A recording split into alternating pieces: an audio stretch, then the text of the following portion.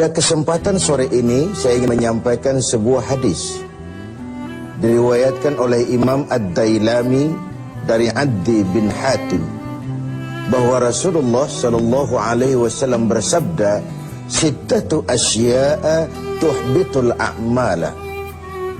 Ada 6 perkara yang dapat merusak suatu amal.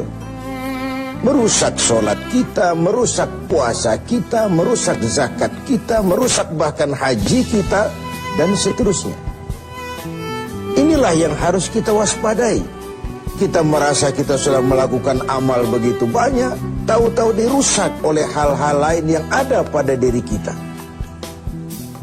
Apa 6 perkara yang merusak amal itu? Yang pertama, al-ishtighalu bi'uyubil khalqi. Seseorang yang terlalu sibuk mencari-cari aib, mencari-cari kekurangan orang lain. Sekarang ini oleh budaya kita mencari dan membicarakan kekurangan orang lain bukan lagi hal yang tabu. Dikorek, dicari, kemudian berakhir dengan fitnah, dan begitu seterusnya. Dan itu merusak nilai amal yang kita kerjakan. Sibuk dengan mencari aib orang lain, lalu lupa kepada kekurangan dirinya sendiri. Bukankah dalam hadis lain Nabi mengajarkan, "Tuba liman syaghalahu aibuhu an uyubin nas." Beruntunglah orang yang kekurangan pada dirinya menyebabkan dia sibuk sehingga tidak sempat lagi mencari-cari kekurangan orang lain. Tapi sebaliknya, celaka benar orang kalau waktunya habis dengan kesibukan mencari aib dan kekurangan orang lain, lalu merupakan aib dan kekurangan yang ada pada dirinya sendiri. Pemirsa TV7 yang berbahagia, sibuk dengan aib dan kekurangan orang lain dan asyik tenggelam di dalamnya, membicarakan si fulan, membicarakan si fulan, membicarakan si ini, yang menyebabkan kita terlena dan tidak sadar akan aib dan kekurangan yang ada di dalam diri kita. Dalam dunia jurnalistik ada ungkapan, bad news is good news. Berita jelek itulah berita bagus. Berita yang bagus biasa-biasa saja. Tapi berita jelek kalau diangkat, dikemas sedemikian rupa, bisa jadi berita bagus, menarik, kejutan, menimbulkan rasa ingin tahu, dan begitu seterusnya. Termasuk dalam konteks ini, setiap hari sekarang ini, kita dijejali berbagai tayangan-tayangan yang sibuk dengan aib dan kekurangan orang lain. Sehingga mengakibatkan itu lalu menjadi budaya kita, dan hal-hal yang tabu tidak lagi dianggap tabu. Hal-hal yang sebenarnya memalukan sudah dianggap tidak memalukan. Sementara sedikit sekali contoh dan pelajaran yang bisa diambil dari hal-hal seperti itu. Karena itu, dengan melaksanakan ibadah Ramadan, kita juga harus mawas diri. Jangan sampai terjebak di dalam kegiatan istighal bi'uyubil khalqi, sibuk mencari aib dan kekurangan orang lain, sampai melupakan kekurangan dirinya sendiri. Yang kedua, yang bisa merusak amal itu adalah waqaswatul qalbi. Orang yang keras hati. Hatinya itu kasar, keras. Beruntung kita kalau oleh Allah diberikan hati yang lembut, yang peka, cepat menerima kebenaran. Sebuah contoh, Sayyidina Umar bin Khattab, orang yang diberikan hati yang keras, tapi mudah menerima kebenaran, cepat menerima kebenaran. Dia yang dimaksud qaswatul qalbi ini sudah hatinya keras, kasar, dan tertutup untuk menerima kebenaran. Hatinya itu degil, hatinya itu tertutup, cupik seperti katak di bawah tempurung, tidak mau menerima kebenaran. Nah, tatkala kita tidak mau menerima kebenaran, lalu kita merasa kitalah yang paling benar. Banyak sekali dalam perjalanan hidup ini orang-orang yang kemudian terjebak menjadi pemilik kebenaran, mengklaim yang lain salah semua, cuma dia saja yang benar. Akhirnya juga terjebak pada hati yang keras dan kasar seperti tadi. Hati adalah raja dari kerajaan tubuh manusia, sementara anggota badan kita yang lain cuma prajurit saja.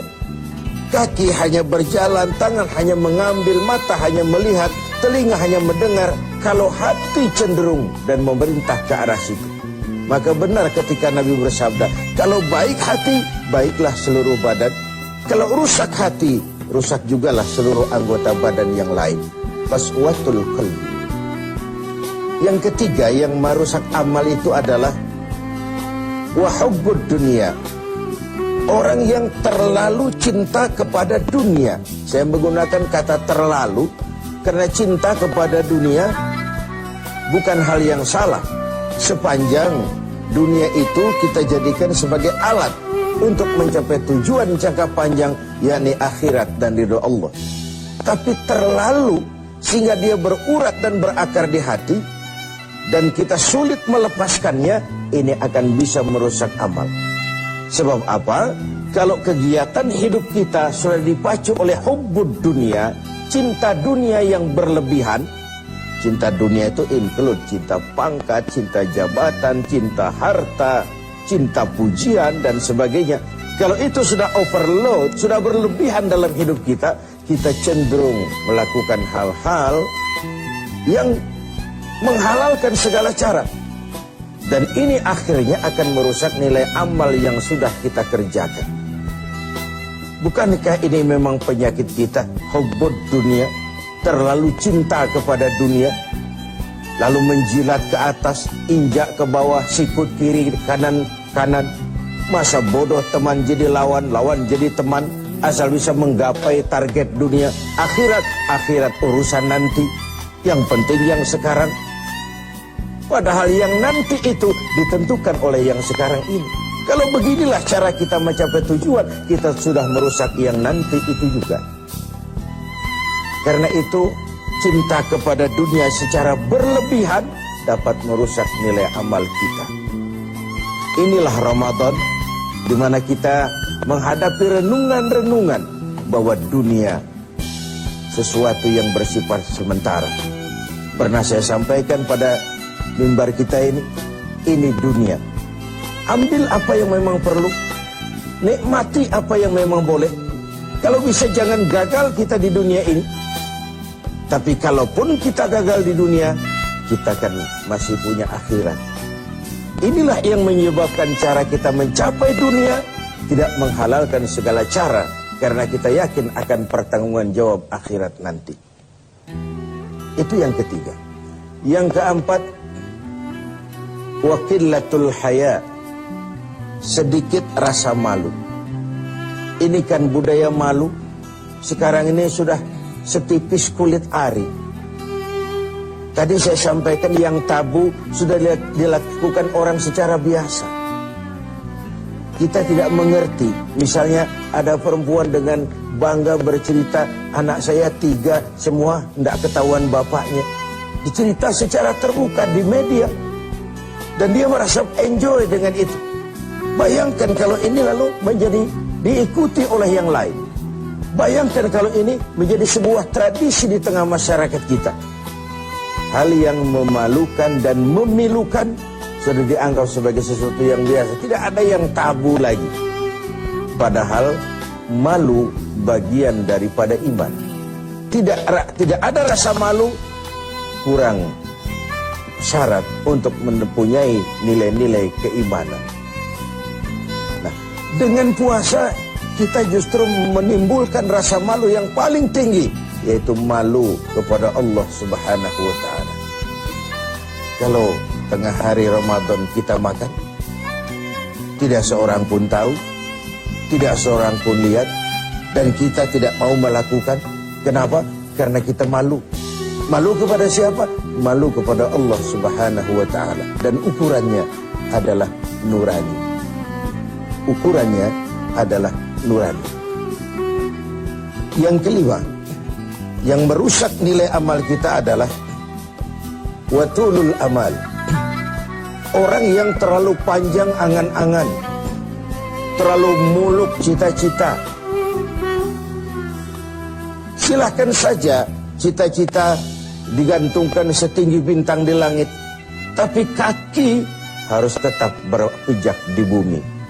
Kaki harus tetap berpijak pada realitas. Kalau tidak, kita akan jadi penghayal kelas berat, tukang ngelamun kelas tinggi, yang hidup cuma mengumpulkan jikalau, andai kata, umpama, dan misalnya. Orang sudah kemana-mana, kita masih terjebak di situ. Yang terakhir, wa zalimun la yantahi. Yang merusak amal adalah perbuatan zalim yang tidak pernah sanggup kita hentikan. Zalim dari kalimat zalama, kegelapan.